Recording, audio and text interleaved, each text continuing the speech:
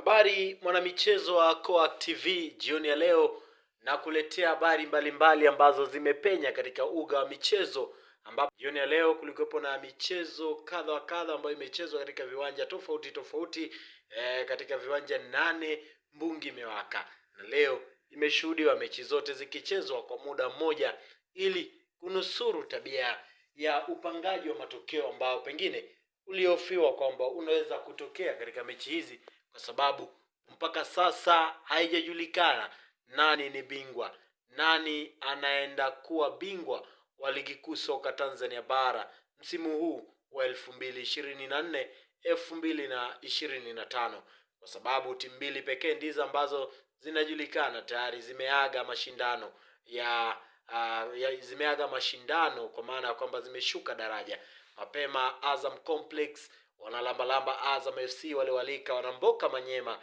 Tabora United, ambapo Azam FC walibuka na ushindi wa mabao 5-0 dhidi ya wanamboka Manyema Nyuki wa Tabora, ambao hata hivyo walitamba kwamba wanaweza wakafanya vizuri, lakini hawajafanya kama ilivyokuwa. Mabao ya Azam FC yaliwekwa na Suleiman Idi Nad Abdul Suleiman Sopu, kumradhi, sio Idi Suleiman, Abdul Suleiman Sopu dakika ya 12.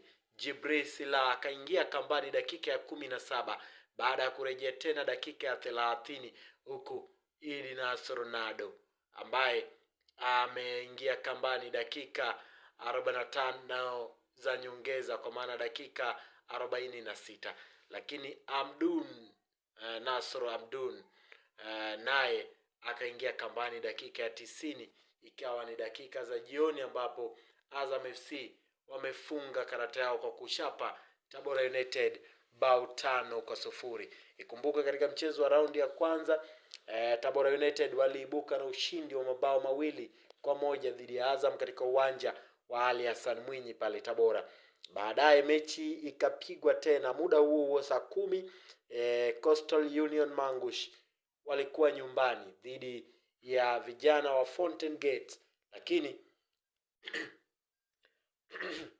lakini mchezo huo ukamatamatika kwa Coastal Union Mangush kuibuka na ushindi wa bao 1-0, bao iliyofungwa na Lucas Kikoti Almeida.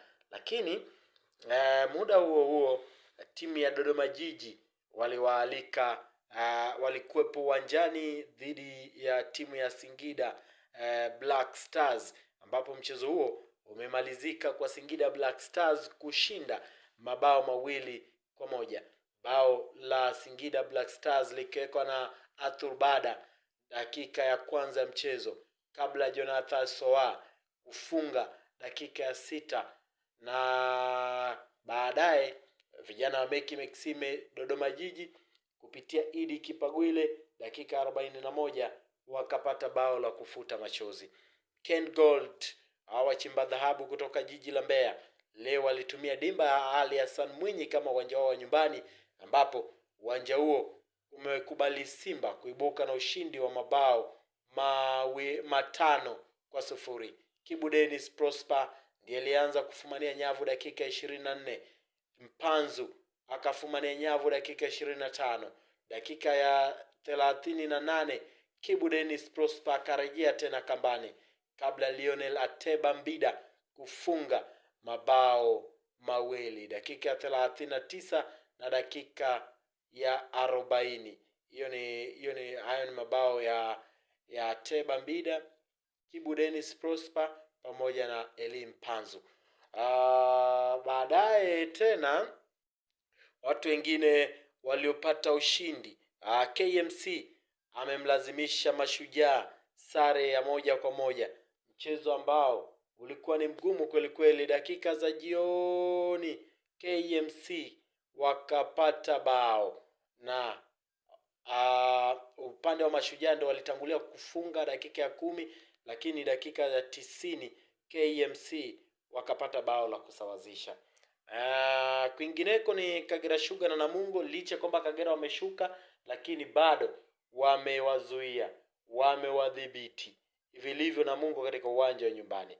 Pamba Jiji kupitia Zabona Hamisi Mayombia wameilaza JKT Tanzania bao 1-0.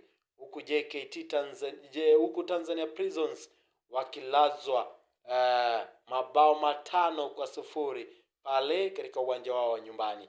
Mabao ya Yanga yalianza kuwekwa kambani na Mudathiri Yaya, Clatous Chota Chama dakika 36, lakini Pacome Zouzoua aliyefunga mabao mawili alifunga dakika 56, dakika ya 77, kabla Israel Patrick Mwenda kufunga dakika 61.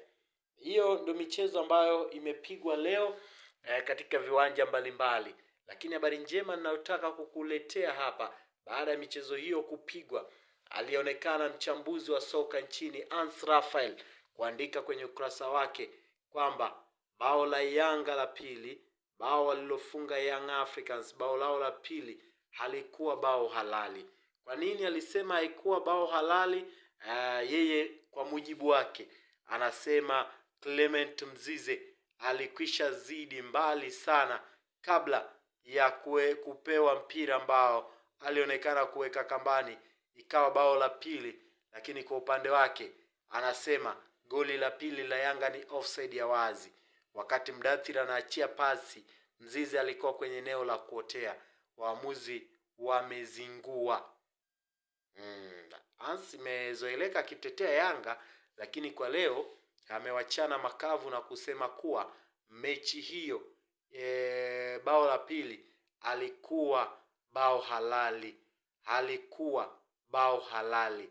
Kwa hiyo yeye amesema hivyo, lakini bao lenyewe ndio hili hapa. Sisi sasa kwa TV tunakuletea hilo bao ili wewe mwenyewe ungamue ni namna gani ambavyo bao hilo halikuwa halali kwa upande wake.